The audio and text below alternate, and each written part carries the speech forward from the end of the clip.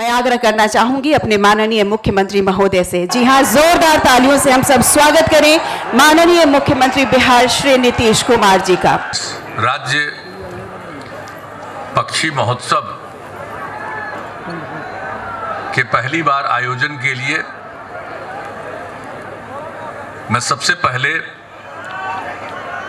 बिहार सरकार के पर्यावरण, वन एवं जलवायु परिवर्तन विभाग को बधाई देता हूं और इस कार्यक्रम में इतनी बड़ी संख्या में आप सब लोगों की भागीदारी के लिए मैं सबसे पहले आप सब लोगों का अभिनंदन करता हूं। और आज इस कार्यक्रम में जो मौजूद हैं माननीय उप मुख्यमंत्री श्री तारकिशोर प्रसाद जी, माननीय मंत्री जल संसाधन विभाग श्री विजय कुमार चौधरी जी, झाझा के माननीय विधायक श्री दामोदर रावत जी, सिकंदरा के माननीय विधायक श्री प्रफुल्ल कुमार मांझी जी, तारापुर के माननीय विधायक श्री मेवालाल चौधरी जी, इस कार्यक्रम में उपस्थित सभी जनप्रतिनिधिगण, सम्मानित नेतागण, मेरे प्रिय साथियों, और इस कार्यक्रम में उपस्थित पर्यावरण, वन एवं जलवायु परिवर्तन विभाग के प्रधान सचिव श्री दीपक कुमार सिंह जी,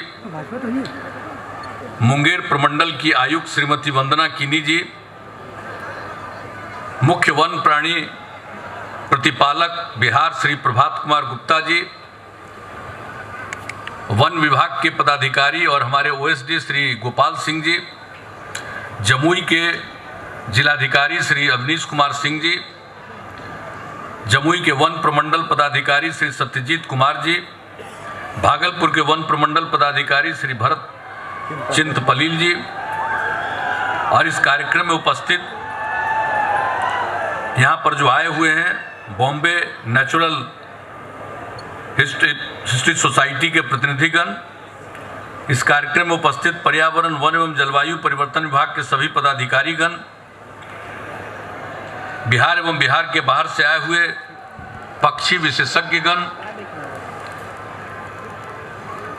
लोक गायिका मैथिली ठाकुर जी और उनके टीम के सभी सदस्यगण, विशिष्ट अतिथिगण, प्रिंट एवं इलेक्ट्रॉनिक मीडिया से जुड़े पत्रकार मित्रों, छायाकार बंधुओं, कार्यक्रम में उपस्थित बहनों एवं भाइयों, मैंने आप सब लोगों का अभिनंदन किया है। पर्यावरण, वन एवं जलवायु परिवर्तन विभाग को इस बात के लिए हमने बधाई दी है और सच पूछिए तो मुझे आज बहुत खुशी हुई है। कभी पहले हम इस स्थान पर नहीं आए थे और हम तो अपने झाझा के माननीय विधायक दामोदर रावत जी को कह रहे थे कि आते रहे, कभी हमको पहले क्यों नहीं लेकर के यहाँ पर आए थे, जो इतना सुंदर जगह है और पर्यावरण के दृष्टिकोण से ये कितना महत्वपूर्ण जगह है और यहाँ पर किस तरह से वृक्षारोपण भी किया जा रहा है।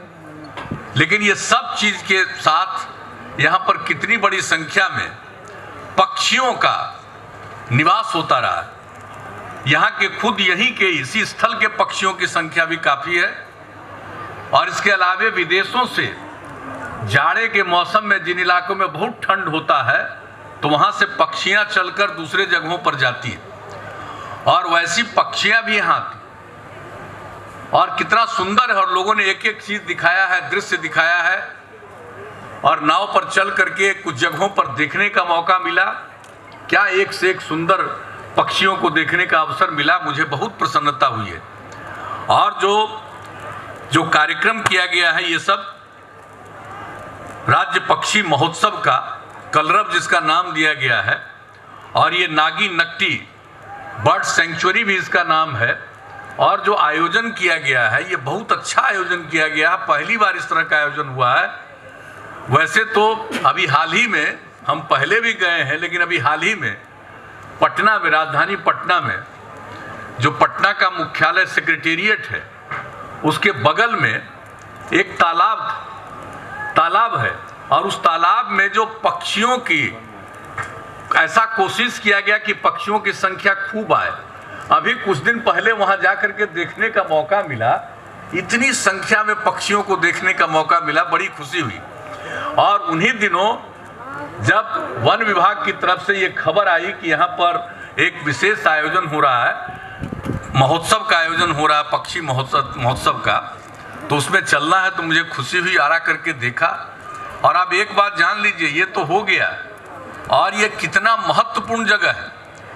हमारे महाराष्ट्र से सब विशेषज्ञ लोग आए हुए, बाहर से अन्य जगहों से बहुत लोग आए हुए हैं और एक एक चीज देख रहे हैं। जिन लोगों की दिलचस्पी है, 3 दिन का कार्यक्रम है, लोगों को इन सब चीजों के बारे में, पक्षियों के बारे में, सब चीज के बारे में बता रहे हैं।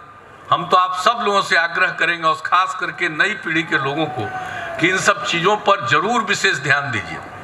और आप जानते हैं जो जलवायु में परिवर्तन हो रहा है, तो पर्यावरण के संरक्षण के लिए हम लोगों ने जो कार्यक्रम की शुरुआत की है बड़े पैमाने पर, देख लीजिए वृक्षारोपण। झारखंड और बिहार अलग हो गया था तो कितना कम वृक्ष था,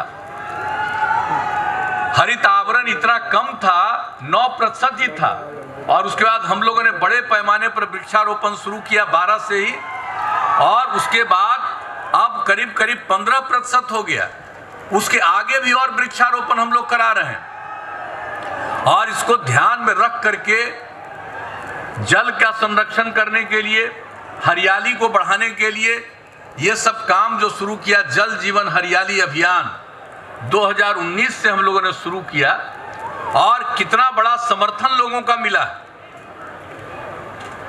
उसके लिए जो मानव श्रृंखला बनी 19 जनवरी को पिछले वर्ष 2020 में 5 करोड़ 16 लाख से भी ज्यादा लोगों ने उसमें हिस्सा लिया। 18,000 किलोमीटर से लंबी मानव श्रृंखला बनी, ऐसा दुनिया में आज तक नहीं हुआ। और उसमें हम लोगों ने एक एक चीज पर ध्यान दिया। और जो सवाल है उसका नाम क्यों दिया, जल जीवन हरियाली। यानी अगर जल संरक्षित है और हरियाली है तभी जीवन सुरक्षित है। और यह सिर्फ मनुष्य का ही नहीं, जीव जंतु पशु पक्षियों का सबका है। और आज बहुत जगहों पर पशुओं के लिए काम हुआ है और पक्षियों के लिए जो ये इंतजाम किया गया और जो इस प्रकार की व्यवस्था, और जिस तरह से चारों तरफ आप देख रहे हैं, अब कितना जगह इसकी हरियाली को और बढ़ाने का प्रयास किया जा रहा है, तो बहुत अच्छा दृश्य उपस्थित होने वाला है। और आज जो ये कार्यक्रम किया गया है तब ये पर्यटन को भी बढ़ावा देगा। कितने लोग आएंगे इसको देखने के लिए, तरह तरह के पक्षियों को। और हम सब लोगों से ही आग्रह करेंगे कि इस पर ध्यान दीजिए और नई पीढ़ी के लोगों को प्रेरित करिए कि एक एक चीज को देखें, जानें। जब ये पूरे चीज को जानेंगे तो उनका ज्ञान बढ़ेगा, पर्यावरण के प्रति उनकी जागृति बढ़ेगी और न सिर्फ मनुष्य का जीवन सुरक्षित रहेगा बल्कि सबका जीवन सुरक्षित रहेगा और पृथ्वी का कितना विकास होगा, पृथ्वी और संरक्षित होगा। तो इन सब चीजों को ध्यान में रखते हुए कार्यक्रम का आयोजन हो रहा है, तो हम इसके लिए तो बहुत बहुत बधाई दे रहे हैं। और आप लोगों से यही आग्रह करेंगे कि जरूर चक्कर लगाइए, देखिए पक्षी, और लेकिन सुरक्षा भी करिएगा पक्षियों का। इसको मारने उड़ने की कोई जरूरत नहीं है, इसको सुरक्षित रखना है, इस बात का ध्यान रखना है। और जो पर्यटन को बढ़ावा दिया जाएगा, आप सोच लीजिए अब इस इलाके के बारे में, आप बिहार के लोग, बिहार के बाहर के लोग जो जानेंगे तो आप समझ लीजिए कि कितना ज्यादा पर्यटन को भी बढ़ावा मिलेगा। तो पर्यटन को बढ़ावा देना तो एक पक्ष है, लेकिन जो सबसे बड़ी बात है कि हम पर्यावरण का संरक्षण करें और इसको देखते हुए मनुष्य के साथ साथ अन्य चीजों को भी, पक्षियों को के बारे में भी पूरे तौर पर समझना, जानना, उनका संरक्षण करना, ध्यान देना, ख्याल रखना, जल का संरक्षण करना, तो एक एक चीज के लिए हो रहा है। और बहुत सुंदर जगह है और कितने तरफ पहाड़ हैं।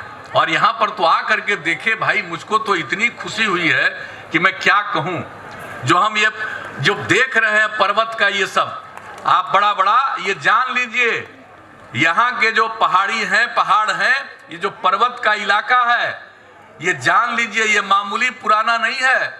ये 2 करोड़ साल से लेकर के 10 करोड़ साल पुराना है। कितना पौराणिक जगह है, कितनी ऐतिहासिक जगह है। इसलिए सब लोग जानिए, समझिए और नई पीढ़ी को प्रेरित करिए। एक एक चीज को जानेंगे तो एक एक चीज का न सिर्फ प्रचार करके पर्यटन को बढ़ावा देंगे, बल्कि पर्यावरण का भी संरक्षण करेंगे और बहुत अच्छे ढंग से एक एक चीज को समझेंगे। इसलिए आज जो इस कार्यक्रम का आयोजन हुआ है, मुझे खुशी है। और हम तो चाहेंगे कि भाई ये कार्यक्रम का आयोजन, सब लोगों की इतनी दिलचस्पी, और बिहार के भी बाहर के कितने लोग आए हुए हैं, हम तो यही चाहेंगे कि इसका आयोजन तो हर वर्ष करना चाहिए, ताकि सब लोग प्रेरित हों और पूरे बिहार में भी किस तरह से इन सब चीजों के बारे में जागरूकता लाई जा रही है, सब लोग समझेंगे। इसलिए आपके बीच में उपस्थित होकर मुझे खुशी हुई।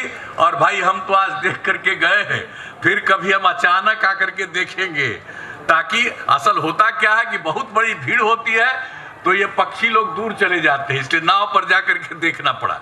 लेकिन बाकी जगह पर ठीक ढंग से जो पर्यटन को बढ़ावा दिया जाएगा, बहुत ही बढ़िया ढंग से, और उसकी सीमाओं को ध्यान में रखते हुए लोग घूमेंगे, नाव पर भी देखेंगे एक एक चीज को, तो बहुत अच्छे ढंग से हम समझते हैं पशुओं को भी बहुत अच्छा, पक्षियों को भी बहुत अच्छा फीलिंग होगी, बहुत अच्छी उनकी भावना होगी। और जान लीजिए कि दूसरे देशों से कितने पक्षियां आती, और अब जो तब कर दिया है, और एक एक चीज के बारे में जान लेंगे कि किस देश का है, कौन देश से पक्षियां आती। और ये माना जाता है, विशेषज्ञों का ये मानना है कि जब चलते हैं जहां बहुत ठंड होती है उन जगहों से, तो आप सोच लीजिए, ये पक्षियों को जान लीजिए क्या गुण है इसमें। कहा जाता है कि 13 दिन तक लगातार वो चलते हुए, उड़ते हुए दूसरे जगह पर पहुंचते हैं, और उनको है कि अगर किसी जगह पर पहुंच गए और वहीं रहने में उनको अच्छा लगा, 4 साल, 4 महीना, 3 महीना, 5 महीना, तो हर साल पहुंचते हैं, और उसके अगली पीढ़ी के भी जो पक्षियां हैं वो पहुंचती हैं।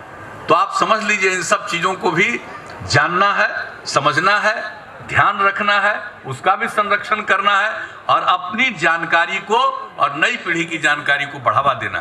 तो इन्हीं शब्दों के साथ मैं आप सब लोगों को पुनः, आप सबकी इतनी बड़ी संख्या में उपस्थिति के लिए आप सब लोगों को हृदय से धन्यवाद देता हूं, आपका अभिनंदन करता हूं। और मैं पुनः अपने राज्य सरकार के पर्यावरण, वन एवं जलवायु परिवर्तन विभाग को विशेष तौर पर, और इसके जो मंत्री हैं और हमारे माननीय उप मुख्यमंत्री, इनको भी, और जितने भी हमारे विशेषज्ञ हैं उन सब लोगों को मैं बधाई देता हूं, और जितने अधिकारी हैं वन विभाग के, उन सब लोगों को, और खास करके दीपक जी को जो प्रधान सचिव हैं पर्यावरण, वन एवं जलवायु परिवर्तन, और इसमें जितनी रुचि और दिलचस्पी है, इसके लिए मैं उन सब लोगों को और इस विभाग के तमाम अधिकारियों को मैं विशेष तौर पर बधाई देता हूं और अपनी बात समाप्त करता हूं। बहुत बहुत धन्यवाद।